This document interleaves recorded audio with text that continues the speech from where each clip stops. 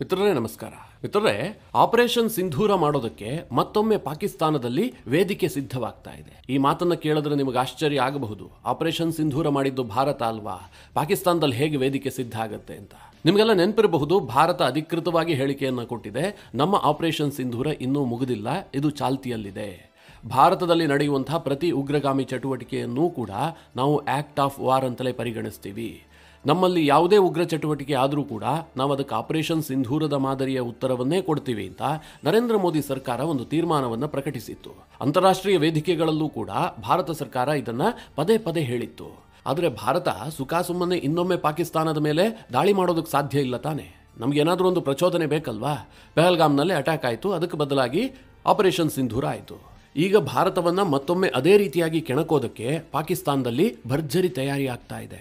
ಈ ಬಾರಿ ಉಗ್ರಗಾಮಿಗಳು ದೊಡ್ಡ ಪ್ಲಾನ್ ಅನ್ನೇ ಮಾಡಿಕೊಂಡಿದ್ದಾರೆ. ಭಾರತದಿಂದ ಓದೆ ತಿಂದು ನೀರಾಗಿರುವಂತಹ ಕ್ರಿಮಿಗಳೆಲ್ಲವೂ ಕೂಡ ಈಗ ಮತ್ತೆ ಒಗ್ಗೂಡಿ ಭಾರತದ ವಿರುದ್ಧ ಒಂದು ದೊಡ್ಡ ಷಡ್ಯಂತ್ರವನ್ನು ರೂಪಿಸ್ತಾ ಇದ್ದಾವೆ. ಇದಕ್ಕೆ ಪಾಕಿಸ್ತಾನದ ISI ಎಲ್ಲಾ ರೀತಿಯಲ್ಲೂ ಸಪೋರ್ಟ್ ಮಾಡ್ತಾ ಇದೆ. ಮಿತ್ರರೇ, ಇದು ಬಹಳ ದೊಡ್ಡ ವಿಚಾರ. ನಿಮಗೆ ಸ್ವಲ್ಪ ಡೀಟೇಲ್ ಆಗಿ ಹೇಳ್ತೀನಿ. ಏನಿದು, ಪಾಕಿಸ್ತಾನ ಯಾವ ರೀತಿಯಾಗಿ ತಯಾರಿ ಮಾಡಿಕೊಳ್ತಾ ಇದೆ, ಈ ಬಾರಿ ಅವರ ತಯಾರಿ ಯಾವ ರೀತಿಯಾಗಿದೆ, ಭಾರತ ಇದಕ್ಕೆ ಯಾವ ರೀತಿಯಾಗಿ ಕೌಂಟರ್ ಮಾಡಬೇಕು, ಇದೆಲ್ಲದರ ಬಗ್ಗೆ ಸ್ವಲ್ಪ ಡೀಟೇಲ್ ಆಗಿ ನಿಮಗೆ ವಿವರಿಸ್ತೀನಿ. ನೀವು ಈ ವಿಡಿಯೋನ ಕೊನೆವರೆಗೂ ಮಿಸ್ ಮಾಡದೆ ನೋಡಿ. ಭಾರತ ಪೆಹಲ್ಗಾಮ್ ಅಟ್ಯಾಕ್ಗೆ ಪ್ರತಿಯಾಗಿ ಆಪರೇಷನ್ ಸಿಂಧೂರವನ್ನು ಮಾಡಿತು. ನಮ್ಮ ಸೈನಿಕರು ಅಪ್ರತಿಮವಾದಂತಹ ವೀರ ಶೂರತ್ವವನ್ನು ಪ್ರದರ್ಶನ ಮಾಡಿದ್ರು. ಪಾಕಿಸ್ತಾನ ಊಹೆ ಮಾಡದ ರೀತಿಯಲ್ಲಿ 9 ಉಗ್ರ ತಾಣವನ್ನ ಭಾರತ ಸರ್ವನಾಶ ಮಾಡಿಬಿಡ್ತು. ಪಾಕಿಸ್ತಾನ ಅಂದುಕೊಂಡಿರಲಿಲ್ಲ ಇಲ್ಲಿಗೆಲ್ಲ ಬಂದು ಭಾರತ ಹೊಡೆಯುತ್ತೆ ಅಂತ. ಭಾರತ ಭರ್ಜರಿಯಾಗಿ ಏಟು ಕೊಟ್ಟು ಬಿಡ್ತು. ಮಿತ್ರರೇ, ನಾನು ಆ ಸಂದರ್ಭದಲ್ಲಿ ನಿಮಗೊಂದು ಮಾತು ಹೇಳಿದ್ದೆ. ಭಾರತ ಯಾವುದೇ ಕಾರಣಕ್ಕೂ ಕೂಡ ಮೈ ಮರೆಯುವಂತಿಲ್ಲ. ನಾವು 9 ಉಗ್ರ ತಾಣಗಳನ್ನು ಹೊಡೆದಾಕಿದ್ದೀವಿ, ಅವ್ರಿಗೆ ದೊಡ್ಡ ಮಟ್ಟದಲ್ಲಿ ಹಾನಿಯಾಗಿದೆ, ಇನ್ನು ಅವರು ಆಕ್ಟಿವ್ ಆಗುವಂತಹದ್ದು ಕಷ್ಟ, ಅವರ ಟ್ರೈನಿಂಗ್ ಶಿಬಿರಗಳೆಲ್ಲವೂ ಕೂಡ ನಾಶವಾಗಿದೆ. ಹೀಗಂತ ಭಾರತ ಮೈ ಮರೆಯುವಂತಿಲ್ಲ. ಈಗ ಪೆಟ್ಟು ತಿಂದಂತವರು ಅದಕ್ಕೆ ಪ್ರತಿಕಾರ ತೀರಿಸಿಕೊಳ್ಳೋದಕ್ಕೋಸ್ಕರವಾಗಿ ಏನಾದರೂ ಒಂದು ಯತ್ನವನ್ನ ಮಾಡಿಯೇ ಮಾಡ್ತಾರೆ ಅಂತ ನಿಮಗೆ ತಿಳಿಸ್ಕೊಟ್ಟಿದ್ದೆ. ಈಗ ಪಾಕಿಸ್ತಾನದಲ್ಲಿ ಅಂತಹದೇ ಪ್ರಯತ್ನ ಆರಂಭಗೊಂಡಿದೆ. ಅನೇಕ ಸುದ್ದಿಗಳು ಬರೋದಕ್ಕೆ ಶುರುವಾಗಿದೆ. ಅದೇನು ಕೇಳಿದ್ರೆ, ಈ ಜೈಷ್ ಎ ಮೊಹಮ್ಮದ್ ಸಂಘಟನೆ ಇದೆಯಲ್ಲ, ಇದು ಸ್ವಲ್ಪ ಮಾಡರ್ನ್ ಟೆಕ್ನಾಲಜಿಯನ್ನು ಬಳಸಿಕೊಂಡು ತನ್ನ ಉಗ್ರ ಚಟುವಟಿಕೆಗಳನ್ನು ಅಪ್ಡೇಟ್ ಮಾಡಿಕೊಳ್ಳೋದಕ್ಕೆ ಯತ್ನ ಮಾಡ್ತಾ ಇದೆ. ಅಷ್ಟಕ್ಕೂ ಜೈಷ್ ಎ ಮೊಹಮ್ಮದ್ ಮಾಡ್ತಿರೋದೇನು ಕೇಳಿದ್ರೆ, ಪಾಕಿಸ್ತಾನದಾದ್ಯಂತ ಹಣ ಸಂಗ್ರಹದ ಅಭಿಯಾನ, ಅಂದ್ರೆ ಚಂದ ಸಂಗ್ರಹ ಮಾಡ್ತಾ ಇದೆ. ಈಗ ಭಾರತದಲ್ಲೂ ಕೂಡ ಒಂದು ದೊಡ್ಡ ಅಭಿಯಾನ ನಡೀತು. ನಮಗೆ ರಾಮ ಜನ್ಮಭೂಮಿಯಲ್ಲಿ ಯಶಸ್ಸು ಸಿಕ್ಕಂತಹ ಸಂದರ್ಭದಲ್ಲಿ ನಾವಲ್ಲಿ ರಾಮನ ಮಂದಿರವನ್ನು ಕಟ್ಟೋದಕ್ಕೋಸ್ಕರವಾಗಿ ದೇಶದ ಜನರಿಂದ ಹಣವನ್ನು ಸಂಗ್ರಹಿಸಲಾಯಿತು. ಭಕ್ತಾದಿಗಳು ಮನಸ್ಸಿಗೆ ಬಂದಷ್ಟು ಹಣ ಕೊಡಬಹುದು, ನಾವು ರಾಮ ಮಂದಿರ ಕಟ್ತೀವಿ ಅಂತೇಳಿ ಆ ಟ್ರಸ್ಟ್ ಹೊರಡಿತು. ಜನ ಸಾವಿರಾರು ಕೋಟಿ ಹಣವನ್ನು ಕೊಟ್ಟರು, ರಾಮ ಮಂದಿರ ನಿರ್ಮಾಣ ಆಯಿತು. ಈಗ ಪಾಕಿಸ್ತಾನದಲ್ಲೂ ಕೂಡ ಅದೇ ರೀತಿಯ ಚಂದ ಅಭಿಯಾನ ನಡೀತಾ ಇದೆ. ಆದರೆ ಪಾಕಿಸ್ತಾನದಲ್ಲಿ ಯಾವುದೇ ಮಸೀದಿಯನ್ನು ಕಟ್ಟಲಾಗ್ತಾ ಇಲ್ಲ, ಅಥವಾ ತಮ್ಮ ಧಾರ್ಮಿಕ ಚಟುವಟಿಕೆಗಳಿಗೋಸ್ಕರವಾಗಿ ಆ ಹಣವನ್ನು ಬಳಸ್ಕೊಳ್ಳೋದಕ್ಕೂ ಕೂಡ ಅವರು ನಿರ್ಧಾರ ಮಾಡಿಲ್ಲ. ಬದಲಾಗಿ ಜೈಷ್ ಎ ಮೊಹಮ್ಮದ್ ಸಂಘಟನೆ ತನ್ನ ಉಗ್ರ ಸಂಘಟನೆಯನ್ನ ಅಪ್ಡೇಟ್ ಮಾಡಿಕೊಂಡು ಆಧುನೀಕರಣಗೊಳಿಸೋದಕ್ಕೋಸ್ಕರವಾಗಿ ಭಾರತದ ವಿರುದ್ಧ ಇನ್ನಷ್ಟು ತೀವ್ರವಾದ ದಾಳಿ ಮಾಡೋದಕ್ಕೆ ನಮಗೆ ಶಸ್ತ್ರಾಸ್ತ್ರ ಬೇಕು, ಉಗ್ರರನ್ನ ತಯಾರು ಮಾಡಿಕೊಳ್ಳೋದಕ್ಕೆ ಶಿಬಿರಗಳು ಬೇಕು, ಅದಕ್ಕೋಸ್ಕರವಾಗಿ ಹಣ ಸಂಗ್ರಹ ಮಾಡ್ತಾ ಇದ್ದೀವಿ ಅಂತ ಅವರು ದೊಡ್ಡ ಪ್ರಮಾಣದಲ್ಲಿ ಹಣ ಸಂಗ್ರಹಕ್ಕೆ ಮುಂದಾಗಿದ್ದಾರೆ. ಸದ್ಯ ಪಾಕಿಸ್ತಾನದ ಜೈಷ್ ಎ ಮೊಹಮ್ಮದ್ ಸಂಘಟನೆಯ ಉಗ್ರ ಮಸೂದ್ ಅಜರ್ ಒಂದು ಆಡಿಯೋವನ್ನು ರಿಲೀಸ್ ಮಾಡಿದ್ದಾನೆ. ಪಾಕಿಸ್ತಾನದ ಎಲ್ಲಾ ಸೋಷಿಯಲ್ ಮೀಡಿಯಾಗಳಲ್ಲೂ ಕೂಡ ಇದು ಸರ್ಕ್ಯುಲೇಟ್ ಆಗ್ತಾ ಇದೆ.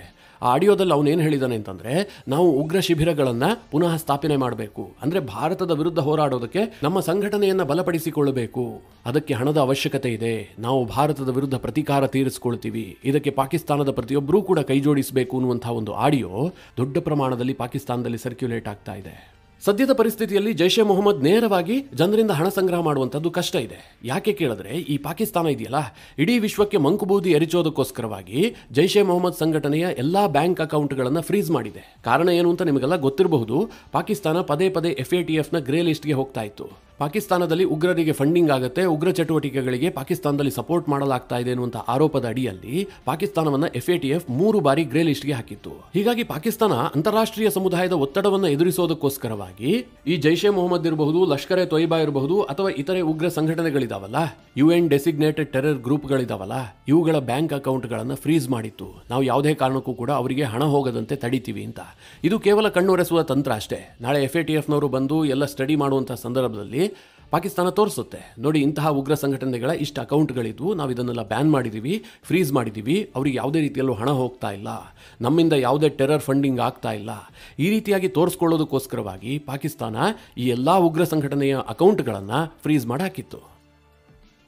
ಈ ಕಾರಣದಿಂದಾಗಿ ಈ ಜೈಷೆ ಮೊಹಮ್ಮದ್ ಉಗ್ರ ಸಂಘಟನೆ ಕೂಡ ನೇರವಾಗಿ ಜನರಿಂದ ಹಣವನ್ನು ಪಡೆದುಕೊಳ್ಳೋದಿರಬಹುದು ಅಥವಾ ಈ ಉಗ್ರ ಸಂಘಟನೆಯ ಉಗ್ರರು ಹಣದ ಟ್ರಾನ್ಸಾಕ್ಷನ್ ಮಾಡುವಂಥದ್ದು ತೀರಾ ಕಷ್ಟ ಆಗ್ತಾ ಇತ್ತು.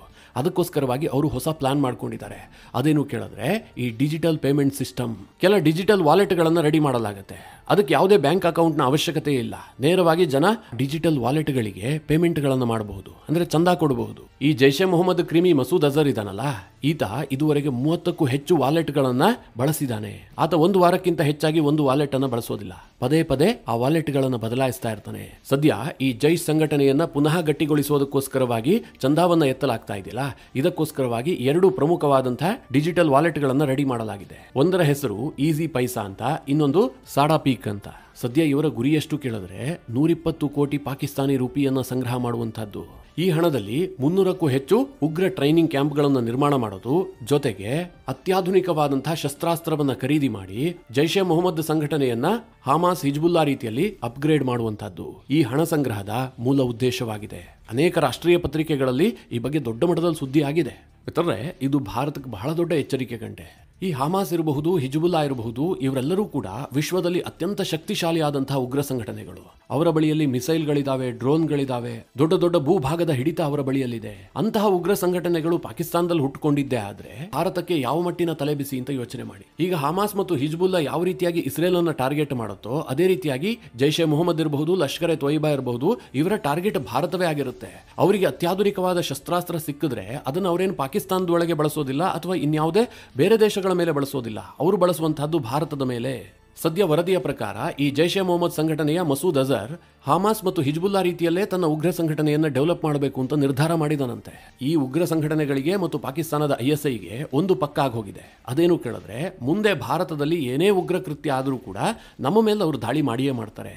ಈ ದಾಳಿ ನಮಗೆ ಭಾರಿ ನಷ್ಟ ಉಂಟು ಮಾಡುತ್ತೆ. ಒಮ್ಮೊಮ್ಮೆ ಭಾರತ ಹೊಡೆದ್ರೆ ಚೇತರಿಸಿಕೊಳ್ಳೋದಕ್ಕೆ 1-2 ವರ್ಷ ಬೇಕಾದ್ರೆ ನಾವು ಭಾರತದ ಮೇಲೆ ಪ್ರತಿಕಾರ ತೀರಿಸಿಕೊಳ್ಳೋದಕ್ಕೆ ಸಾಧ್ಯ ಇಲ್ಲ.